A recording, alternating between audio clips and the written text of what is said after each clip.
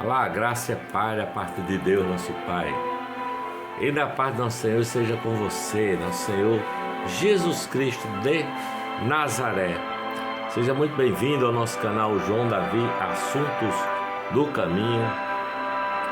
E hoje, mais uma vez, fazendo análise do Talmidim, o passo a passo de Jesus de Eder Renekiewicz, nós estamos aqui com Mateus capítulo 8, dos versículos de 23 a 27. Diz assim, olha: entrando ele no barco, seus discípulos o seguiram. De repente, uma violenta tempestade abateu-se sobre o mar, de forma que as ondas inundavam o barco.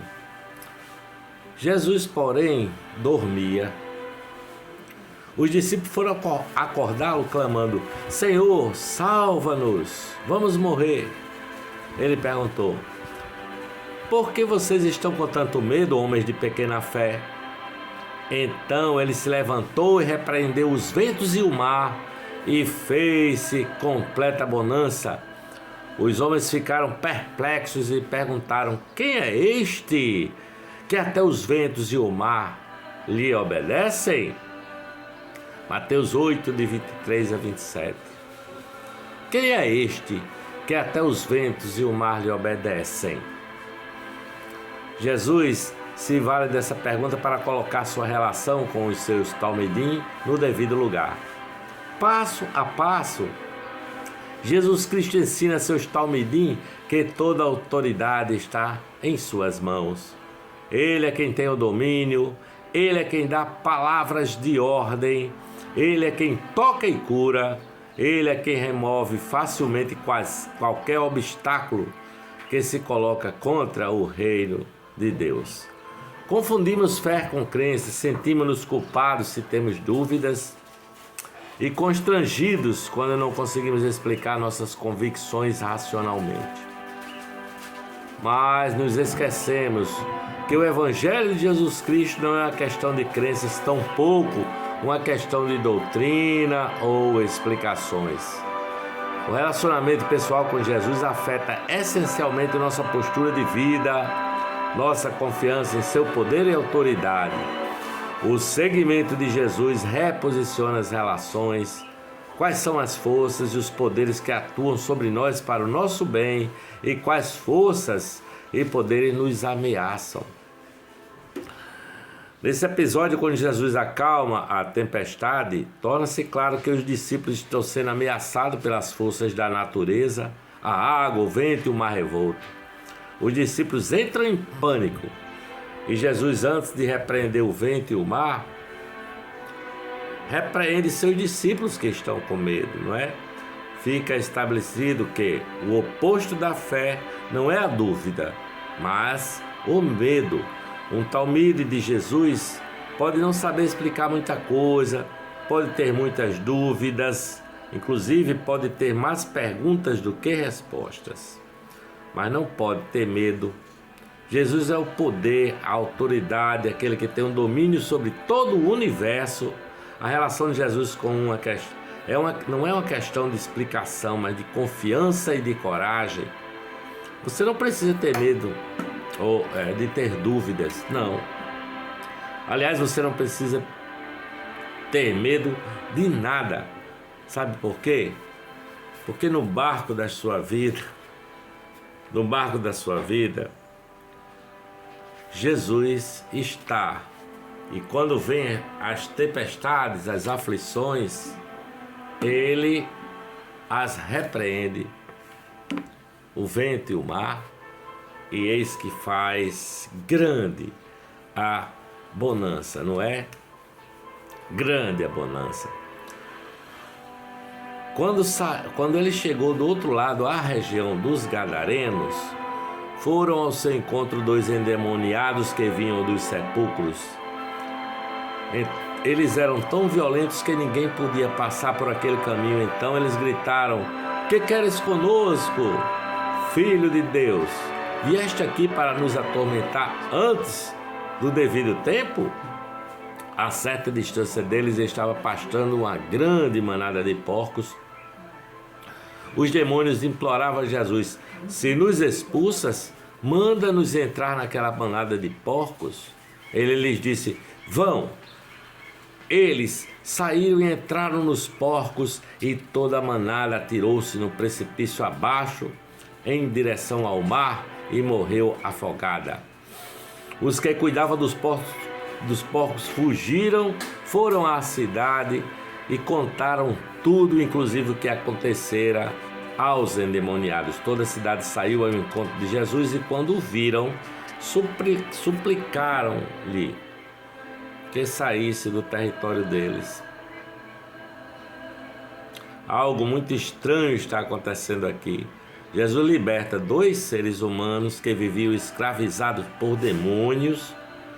No processo, os pecuaristas perdem uma vara de porcos, isto é, têm um prejuízo econômico.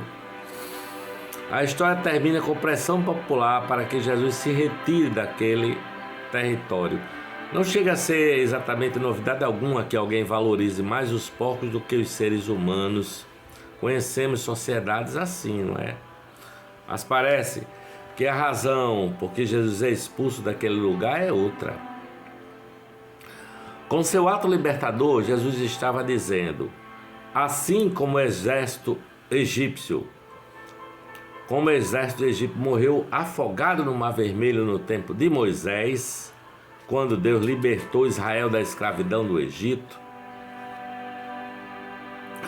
também Roma vai se afogar. E na verdade será se afogando neste mar da Galileia, pois eu sou o grande libertador de Israel. Eu sou o grande libertador de Israel. Eu, Jesus, sou o Messias. Os gadarenos, eles compreenderam perfeitamente quem era Jesus. Compreenderam que Jesus estava reivindicando sua messianidade, e por essa razão o mandaram embora. Mas por que alguém mandaria o Messias embora de seu território? Por quê? Porque alguém suplicaria a retirada de alguém que oferecia e promovia a liberdade. Por quê? Só pode haver uma explicação. Há pessoas que acreditam viver muito bem, mesmo na condição de escravidão. São pessoas que conseguem se estabilizar, se estabelecer e construir para si zonas de conforto para que tenham uma vida aparentemente satisfatória e agradável, não importando quantos ao redor estejam oprimidos e escravizados assim pelas forças do maligno, do mal. Jesus Cristo de Nazaré convoca a todos, mesmo os que não percebem ou não sofrem os danos de uma estrutura de escravidão, para uma grande experiência de libertação. O fato de existirem pessoas escravizadas, quaisquer que sejam as experiências e dimensões dessa escravidão, exige dos discípulos de Jesus o engajamento nos movimentos de libertação. Essa é a verdade do Evangelho, né? Jesus Cristo é aquele que tem poder e domínio sobre todo o universo, é aquele que pagou o preço numa cruz para resolver o problema da morte do ser humano. Porque quem nele crê já não morre, mas tem vida e vida eterna. E essa vida está nele, no próprio Jesus, porque o Verbo se fez carne e habitou entre nós, como disse lá no Evangelho de João, e nós vimos a sua glória como a glória do unigênito do Pai, cheio de graça e de verdade. Ele ressuscitou dos mortos para acabar com o poder da morte. Ele ressuscitou, ascendeu aos céus e derramou do seu Espírito Santo sobre toda a carne, para que todo aquele que nele crê não pereça, mas tenha vida e vida abundante. Se você está chegando aqui no nosso canal agora, eu já peço que você se inscreva, ative aquele sininho na configuração todas para receber as notificações Dê os seus joinhas, olha, curta bastante, não é?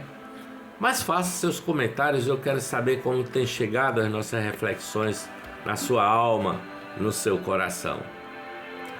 Faça seus comentários e compartilhe do nosso canal para que esse perfume de Jesus Cristo, a boa nova do Evangelho, se espalhe por esse planeta todo e a graça e a paz de Jesus Cristo, nosso Senhor, seja com todos os que aqui acompanham o nosso canal e com todos aqueles que chegarem pela primeira vez também aqui nos nossos vídeos, tá bom? Que a graça e a paz de Jesus Cristo de Nazaré seja com todos vocês, em nome do Pai, do Filho e do Espírito Santo. Amém.